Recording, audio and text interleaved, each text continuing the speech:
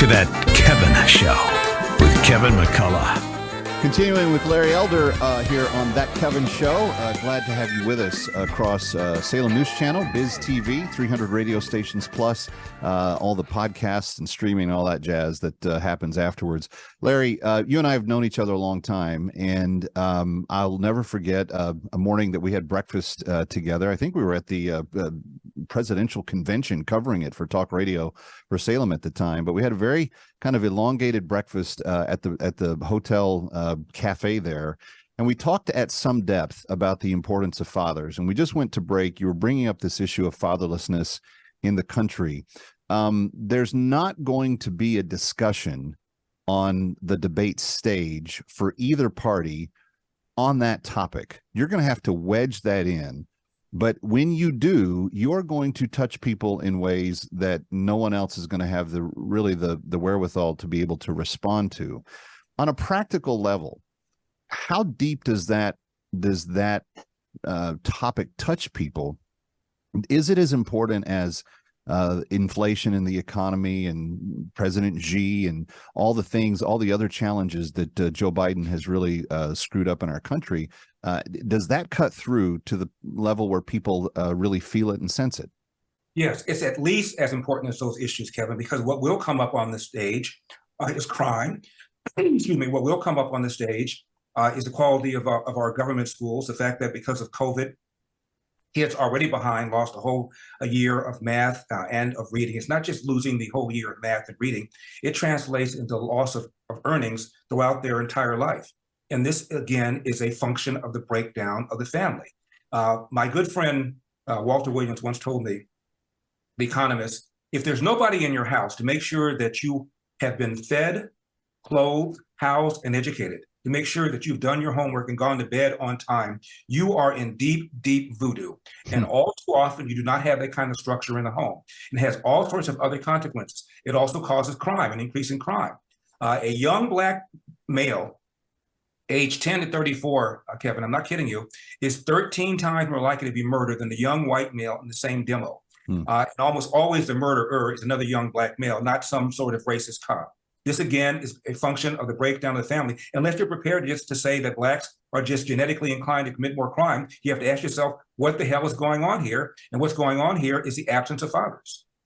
A fair observation about that is, if that is as important as those other questions, what does Larry Elder bring to those other issues? The inflation, the foreign affairs, the national security, the border, all the things, the freedom of speech that got taken away, the ability to make vaccine decisions for ourselves. There's so much that is going to be in the mix this year or this go around. What is your agenda? What is the Elder plan?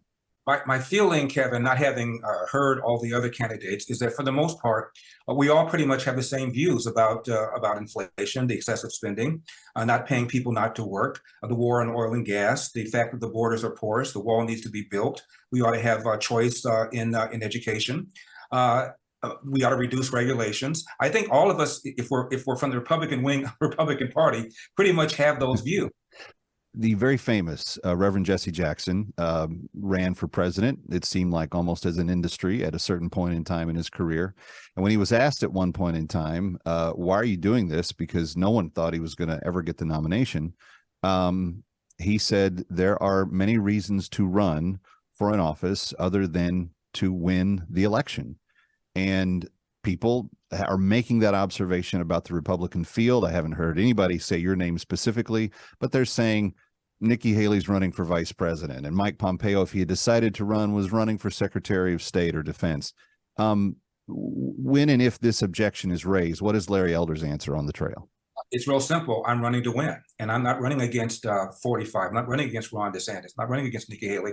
I'm running against the Harris-Biden administration. We cannot endure 4 more years of taxing, spending, of the way he pulled out from Afghanistan, of the way that he browbeat states into shutting down their economies because of COVID.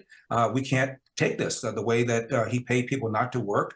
And so that you can't, there was a study done by a bunch of economists, Bank of America, Kevin, that found out that people who made 30 grand or less were better off staying home. And he was advised against this by Larry Summers, the former Secretary of Treasury, Democrat under Bill Clinton, and did it anyway.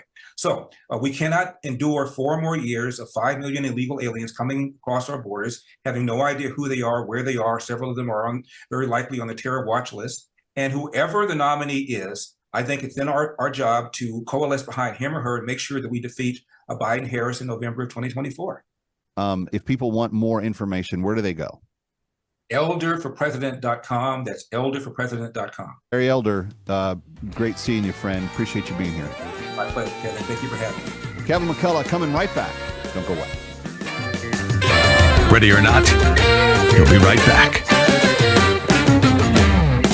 That Kevin.